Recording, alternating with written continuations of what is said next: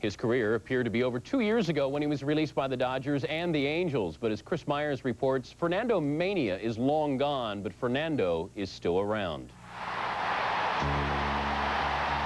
With his Dodger past a fading memory, his short stint with the Angels a blur, and his last full season a challenge in the Mexican League, Fernando Venezuela was such a long shot in Baltimore, he wasn't on the Orioles' spring roster. In fact, he wasn't even in their plans at all. When spring training began, I don't even know where Fernando was. He could have been back home in Mexico or L.A. or wherever. But 2 weeks into camp, the O's decided they needed a fifth starter, and Orioles GM Roland Heeman gave Fernando a call. The Orioles were willing to be patient, but Fernando was impressive right off the bat, going 15 innings and 5 appearances before allowing his first run. Valenzuela's ease with his new teammates also helped smooth the way.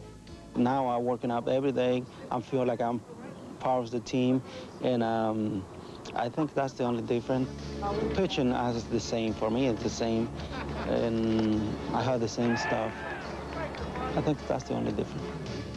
Having the same stuff means he has relocated his control and his biting screwball, both of which had been off the mark since his shoulder problems began in 1990. I have to turn straight. I have to stay in the head of hitters. And the main thing for me is have a good control. And the screwball, my first and the main pitch, and my stuff working pretty good. So I think everything is working fine. Even in the days when Fernando lost his control, he never lost his determination, and that wasn't lost on the Orioles. It really hasn't surprised me because I knew what type of a person he is and what kind of athlete he is and what kind of competitor he is. So what he has done is not surprising.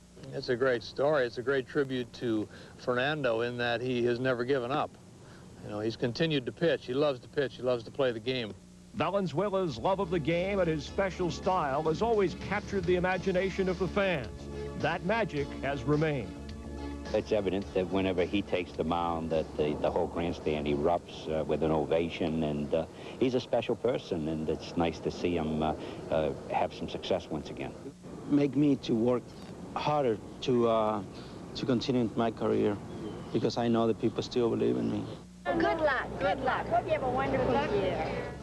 Make no mistake, Fernando's continued success is still a long shot, but manager Johnny Oates sees a parallel with another Baltimore pitcher who had a lot of mileage on him when he joined the team.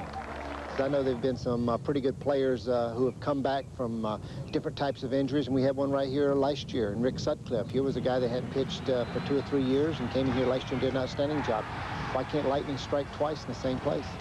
The Orioles hope the electricity begins Tuesday in Texas.